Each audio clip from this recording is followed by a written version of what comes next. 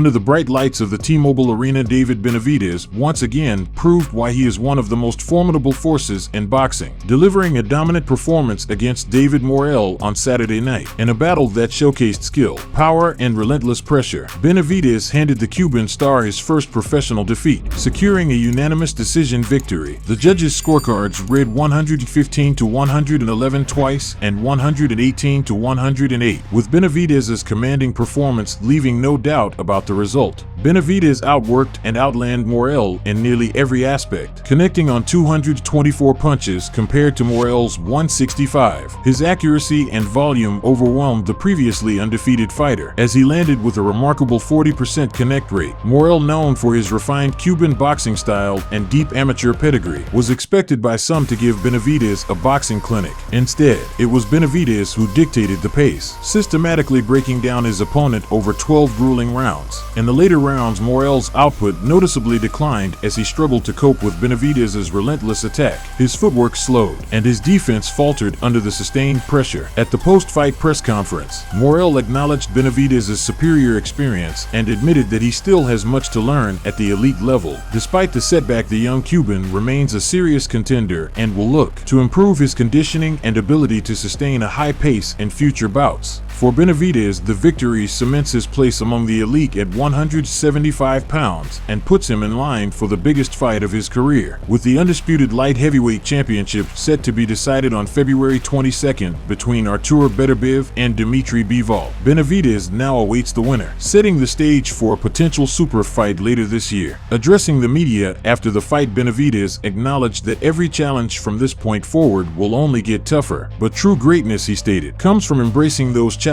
and taking on the best. While he plans to take some time off to be with his family, his long-term goal remains clear: to prove himself as one of the best fighters in the world. One lingering question is whether a showdown with Canelo Alvarez is still in the cards. When asked about the possibility, Benavidez gave a blunt response: he knows just as much as the media does. With or without Canelo, however, his path to greatness is now firmly in his own hands. A showdown against either Beterbiev or Bivol would give him the chance to claim undisputed status at light heavyweight, a feat that would etch his name among the legends of the sport. For now, Benavidez soaks in another impressive victory, but his journey is far from over. The biggest fights of his career are still ahead, and with the momentum he carries, the boxing world will be watching closely to see if the Mexican monster can conquer the division.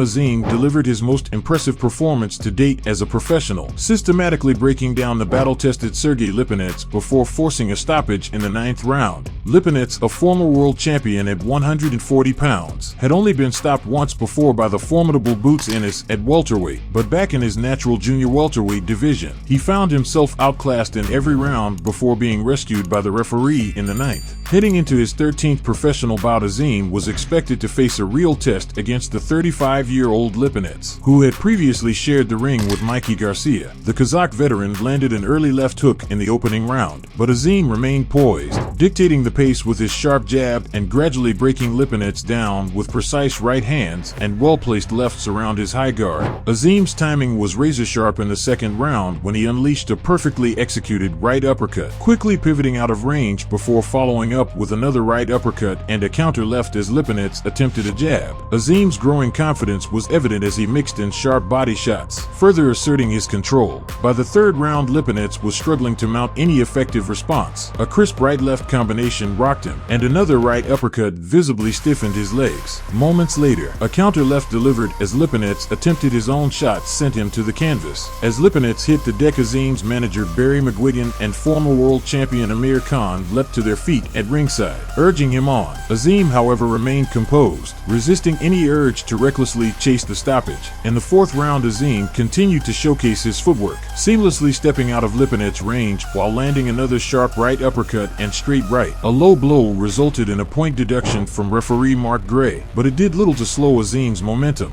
Lipinets, ever resilient, showed flashes of defiance, but his growing struggles were apparent. His balance wavered, his movement appeared increasingly sluggish, and both eyes were swelling from the accumulation of punishment. Despite being on the receiving end of another dominant round in the 6th, 6th. He remained on his feet contrary to Azim's pre-fight prediction. Azim's trainer Shane McGuigan had reason to be particularly pleased with his fighter's work on the inside, an area where Azim had perhaps never looked sharper. Another low blow in the 7th led to a second-point deduction, prompting Azim to press forward with renewed urgency. The 8th round saw Azim land another pinpoint right uppercut, followed by a straight right punishing body shots and a flurry of right hands on the inside. Lipinets' face was bloodied and bruised, and as the round came to a close, Gray took the extra step of consulting Lipinets' corner. It was clear the end was near, and when Azim opened the 9th round with a succession of punishing right uppercuts, culminating in a devastating shot that snapped Lipinets' head back, Gray had seen enough. Lipinets' body language left no doubt that he was a beaten fighter, and the referee swiftly stepped in to halt the contest.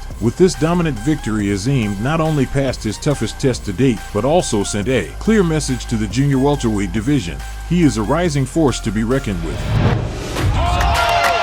There's a reason why Canelo is the #1 pound-for-pound fighter in the world.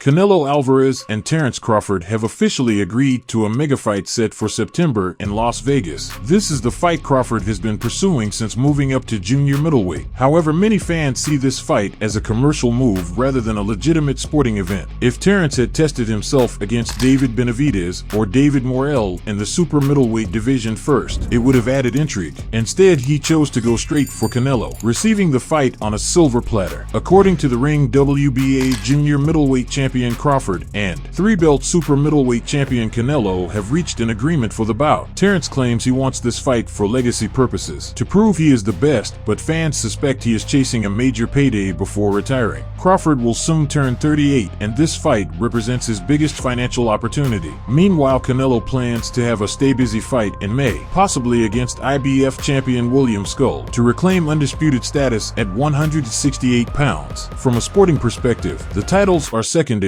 Fans just want to see two great fighters square off, regardless of how many belts are on the line.